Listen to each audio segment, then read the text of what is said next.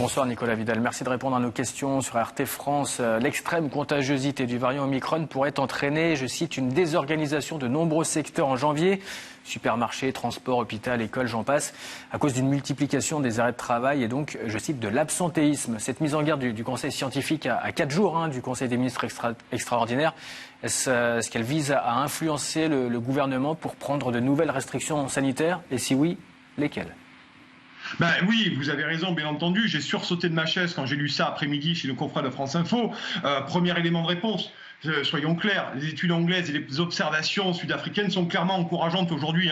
Le variant, effectivement, est très contagieux, mais très, très peu létal. Donc vous voyez qu'à un moment donné, ce qui me frappe, ce qui me choque, c'est que nous sommes aujourd'hui dans la dramatisation. C'est du Shakespeare.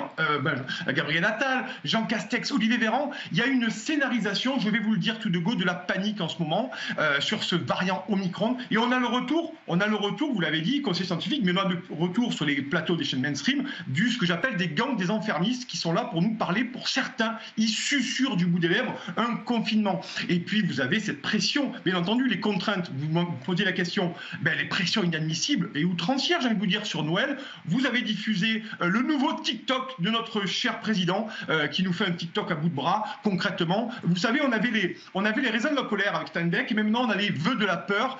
Je trouve ça absolument inadmissible de casser comme ça, de briser le lien social, de mettre la panique aussi une nouvelle fois dans les familles avec ce que ça porte. Il y a quelques confrères qui ont fait des articles en disant « Doit-on accepter le non-vacciné à Noël ?» Vous vous rendez compte à quel point nous en sommes arrivés dans ce pays? Et puis vous avez ce conseil scientifique qui nous parle carrément de désorganisation de la société, vous l'avez dit. Mais où est-on avec l'annulation des transports, des métros, les arrêts de travail également? Et finalement, qu'est-ce que ça cache tout ça? Parce que ça cache. Qu'est-ce que ça nous incite à penser? C'est que finalement le gouvernement est dans une perspective de stratégie maximale de vaccination et aussi, ne l'oublions pas, disons-le aussi, une discrimination officielle finalement des non-vaccinés. Et ça, je trouve que c'est très grave. Et c'est les mêmes aujourd'hui, ceux qui défendent la vaccination de tout de go, c'est les mêmes qui nous cassaient les sabots, pardon de l'expression, pendant 10 ans, 15 ans, avec la lutte aux trois discriminations, légitimes d'ailleurs, au demeurant, contre discrimination religieuse, ethnique,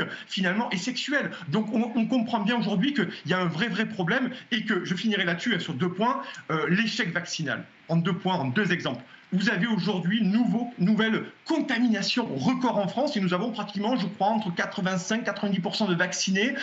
Très sincèrement, même un ado prépubère, il comprendrait qu'on lui raconte des sottises. Et deuxième élément, vous avez aujourd'hui une ruée dans les pharmacies, des milliers ou des dizaines de milliers de vaccinés, bien entendu, double ou triple, qui se ruent dans les pharmacies. Donc à un moment donné, vous comprenez bien que les Français commencent à en avoir marre et puis il y a des incohérences manifestes et moi je dénonce vraiment la dramatisation, surtout, vous le disiez, au rapport de ce variant Omicron qui arrive, donc la 5e vague, télescope rappelle la 6e, très sincèrement tout ça est effrayant. Est-ce que ça veut dire qu'il faut s'attendre à un couvre-feu, à un confinement? Qu'est-ce qui va se passer ces prochains jours selon vous?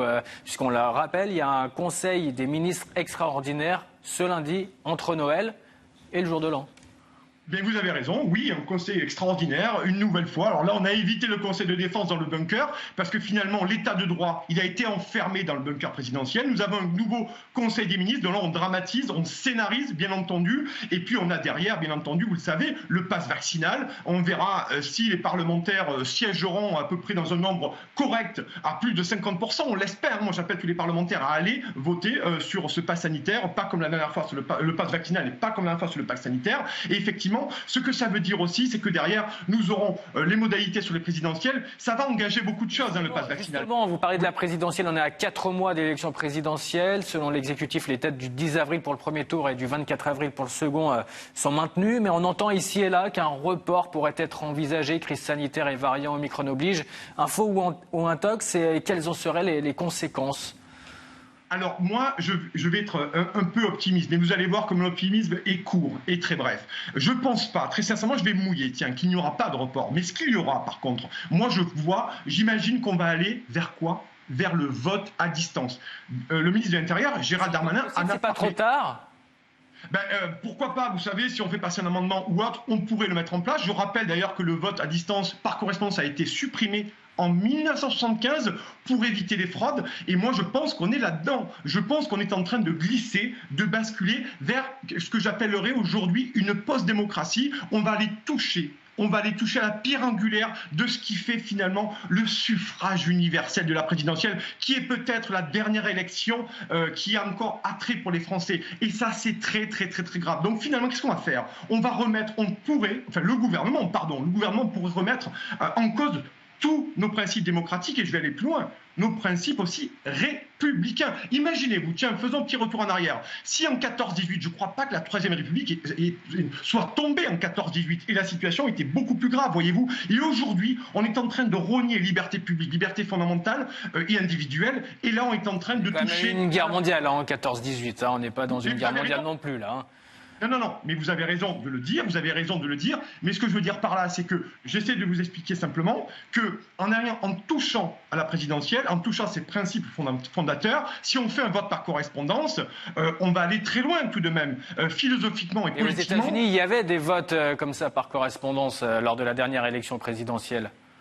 Oui, vous avez raison, mais les États-Unis ne sont pas la France, et la France, je vous le rappelle, ça a été supprimé en 75 pour justement éviter les fraudes massives. Donc voyez-vous, moi je crois qu'on est en train de basculer dans une post-démocratie, et on est au-delà du sanitaire, on est dans quelque chose, un courant politique qui, moi, m'effraie très sincèrement, et c'est le recul en permanence, de plus en plus accéléré de nos libertés fondamentales. Et moi, je suis très très inquiet. Merci Nicolas Vidal d'avoir répondu à nos questions ce soir sur RT France.